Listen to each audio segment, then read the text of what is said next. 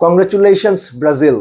একেবারে সহজ কথায় বললে মাথার ঘাম পায়ে ফেলে সবার হার্টবিট বাড়িয়ে, বিশেষ করে ব্রাজিলিয়ান সমর্থকদের, তবেই তাদের ম্যাচটা জিততে হলো 96তম মিনিটে গ্যাব্রিয়েল মার্টিনেলির গোলে।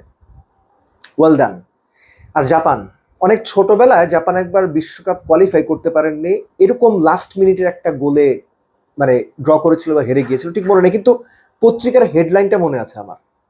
জাপান তীরে এসে তরি ডোবার গল্প, এক্স্যাক্টলি সেম থিং।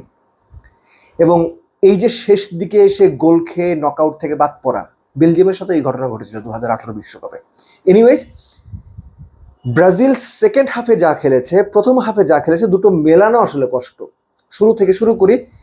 প্রথম হাফে ব্রাজিল খুব কুইক ট্রানজিশন করেছে, জাপান অ্যাজ এক্সপেক্টেড 8 জন নিয়ে লো ব্লক মেনটেন করেছে, কখনো 5-3, কখনো 3-4-4 এরকম করে। এবং মনে হয়েছে অ্যাকচুয়ালি ব্রাজিল অনেক কিছু করার চেষ্টা করেছে, অনেক কিছু ট্রাই করেছে, যেটা করতে গিয়ে তাদের যে বেসিক ফুটবলটা সেখান থেকে তারা একটু বোধহয় বের হয়ে গিয়েছিল। ভিনি অকার্যকর ছিলেন, কুনিয়া অকার্যকর ছিলেন। বলতে পারেন জাপানিজ মিডফিল্ড কিংবা ডিফেন্ডাররা এই দুজনকে স্পেসটাই দেয়নি। জাপান একটা ভুলের জন্য ওয়েট করছিল, ওই ভুলটাই হলো। রাইট উইং থেকে দানিলো পাস করলেন মাঝখানের দিকে, স্কোরার, জাপানের স্কোরার বলটা পেয়ে যে ছুটলেন, ক্লিয়ার কাট চান্স আপনি বলতে পারবেন না, কিন্তু এত দূর থেকে এত প্রিসাইসলি গোলটা তিনি যে করলেন, that was A treat to watch. এবং একই সঙ্গে ক্যাসেমিরোকে আপনি একটা দায় দিতে পারেন। কেন? খেয়াল করে দেখেন, মরক্কোর এগেনস্টেও একই ঘটনা ঘটেছিল। খুব কুইক টাইমে তিনি একটা হলুদ কার্ড পেয়েছিলেন, পরবর্তীতে যতক্ষণ খেলেছেন মোটামুটি সাবধানে খেলেছেন। এই ম্যাচেও তাই, তার বয়স হয়েছে, স্পিড কমেছে, অ্যাকুরেসি কমেছে, যে কারণে তিনি আর ফাউলটা করতে পারেননি বা ওই ট্যাকেলটাও করার সাহস দেখেননি, হয়তো রেড কার্ড পেয়ে যেতেন। এনিওয়েজ, এই যে লিডটা যখন জাপান নিয়ে নিল, তখন জাপান ওয়াজ সার্টেইন যে আমরা এই স্ট্র্যাটেজিতেই খেলবো, 8 জন নিয়ে ডিফেন্স করব, একটা ভুল করবে, একটা আমরা সুযোগ পাবো কাউন্টার অ্যাটাকে, সেটাই গোল করার চেষ্টা করব। সেকেন্ড হাফে এন্ড্রিক নামলেন এবং ব্রাজিল ততক্ষণে ফ্লেয়ারটা বোধহয় খুঁজে পেল। বেসিক ফুটবলটা ব্রাজিল খেলেছে। ব্রাজিল যেটা চেষ্টা করেছে, ডিফেন্সটা ভাঙার চেষ্টা করেছে, সেটা এরিয়ালেই চেষ্টা করেছে, কারণ গ্রাউন্ডে খুব বেশি কাজ হচ্ছিল না।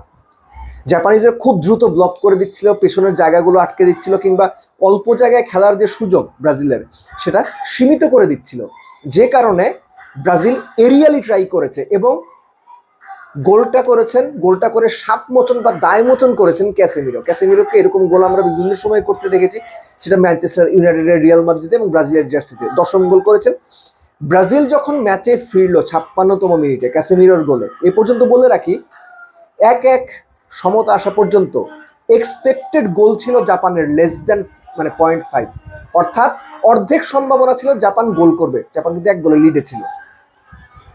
সো ওই 50-50 চান্সটা যে জাপান কাজে লাগিয়েছিল, এটা দুর্দান্ত একটা ব্যাপার। এনিওয়েজ, পরের অংশটুকু অর্থাৎ 56 মিনিট থেকে 96 মিনিট পর্যন্ত, এই 40 মিনিট ব্রাজিল একই টেম্পোতে একই রকম ভাবে খেলার চেষ্টা করেছে। একটা সময় মনে হচ্ছিল যে 10 জন ডিফেন্ডার বনাম 10 জন অ্যাটাকারের ম্যাচ আমরা দেখছি। ব্রাজিলের 2 ডিফেন্ডার পর্যন্ত সেন্ট্রাল লাইনের উপরে চলে গিয়েছিলেন।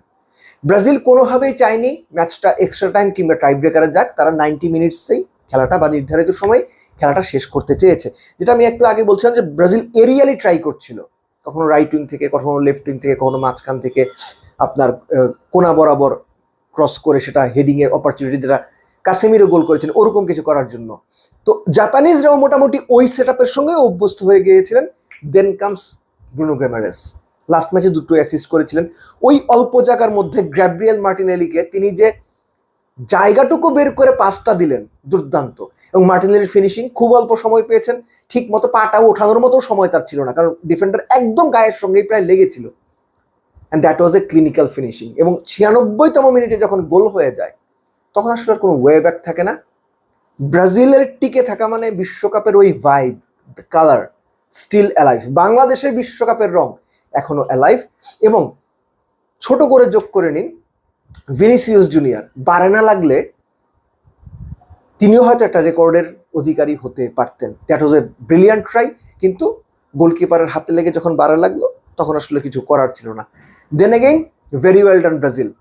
ব্রাজিলের কাছ থেকে এরকম পারফরমেন্স, স্পেসিফিক্যালি সেকেন্ড হাফে এরকম ভালো পারফরমেন্স, এরকম অ্যাটাকিং পারফরমেন্স, ফ্লুইড পারফরমেন্স এবং অপোনেন্টকে চেপে ধরা পারফরমেন্স ডেফিনেটলি ব্রাজিলের ভক্তরা দেখতে চেয়েছিলেন এবং সেই দেখার আলটিমেট আউটকামটা ছিল জয়, ব্রাজিল সেটাই পেয়েছে।